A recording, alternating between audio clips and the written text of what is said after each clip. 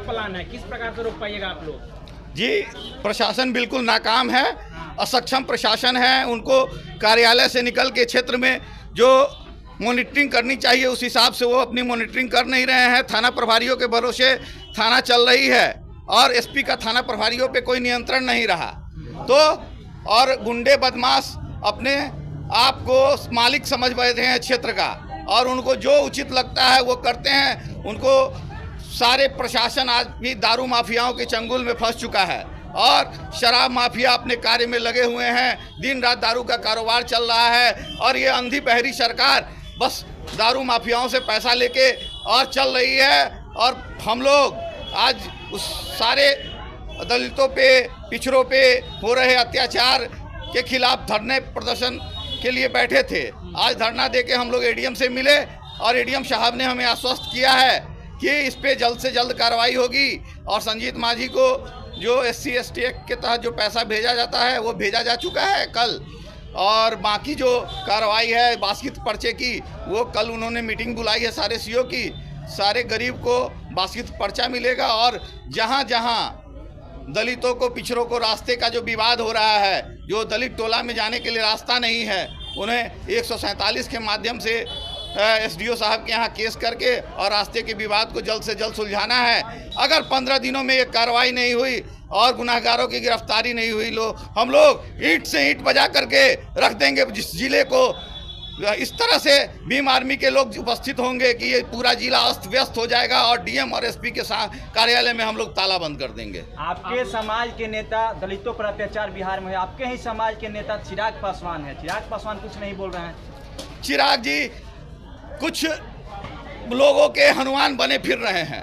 वो अगर सरकार के खिलाफ बोलेंगे तो उन्हें हनुमान नहीं कहा जाएगा, उन्हें रावण का नाम दे दिया जाएगा। वो अपने आप को रावण नहीं हनुमान बन के रहना चाहते हैं, इसलिए वो किसी समाज के बारे में वो नहीं सोचते हैं। वो सिर्फ अपने परिवार के बारे में सोचते हैं और उसी की राजनीति वो कर रहे हैं। आप लोग भीम आर्मी के लोग हथियार बंटवाने की कोशिश कर रहे हैं कि हथियार बंटवाया जाए, क्या आप लोग हथियार बंटवा कर सुरक्षित कर सकते हैं अपने समाज को? हाँ, हमारे समाज में जो भी सक्षम लोग हैं, पिछड़े, दलित, जो सारे हथियार का लाइसेंस जब ले लेंगे तो ये मनुवादी अपने आप डर जाएंगे, क्योंकि बिना हथियार के जब हम उनसे लड़ाई लड़ने को तैयार हैं तो जब हमारे पास हथियार होगी तो किसी भी मनुवादी का ये दिन नहीं होगा कि हमारे समाज के लोग पे वो जुल्म ढाए। लेकिन बाबा साहब तो हमेशा शिक्षा की बात करते थे, कलम की बात करते थे और आप लोग हथियार की बात करने लगे।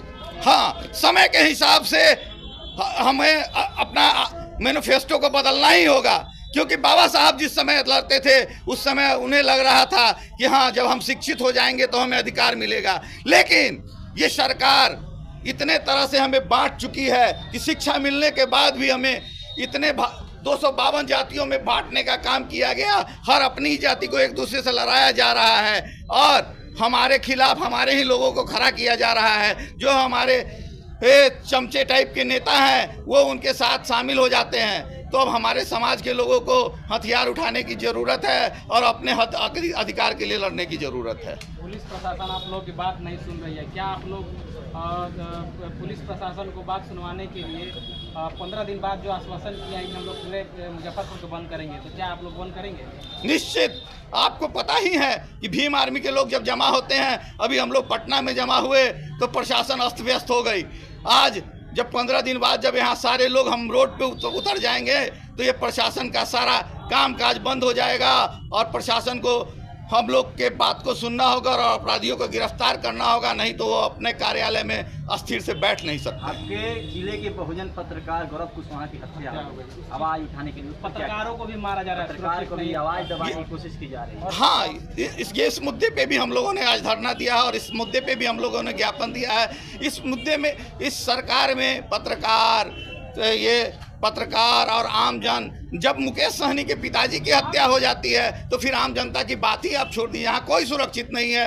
ये निकम्मी बहरी सरकार है। नीतीश कुमार रिटायरमेंट के उम्र में जबरदस्ती IAS के बदौलत अपनी सरकार चलाना चाहते हैं। बेहतर प्रशासनिक व्यवस्था की बात करते हैं नीतीश कुमार, आप निकम्मी सरकार आप बता रहे हैं। नीतीश कुमार तो अपने यादाश्त को खो चुके हैं। वो खुद जो उनके सरकार में जो IAS है वो भ्रष्टाचार में लिप्त हैं, लेकिन उसको वो सस्पेंड नहीं कर पा रहे हैं। तो इससे बड़ी दुर्व्यवस्था क्या हो सकती है सरकार की कि जो अपने आईएएस जिस पे इतना बड़ा करोड़ों के घोटाले का दाग लगा हो उसे भी वो नहीं निरस्त, उसे भी वो सस्पेंड नहीं कर पा रहे हो, तो इससे असक्षम सरकार हो ही नहीं सकती।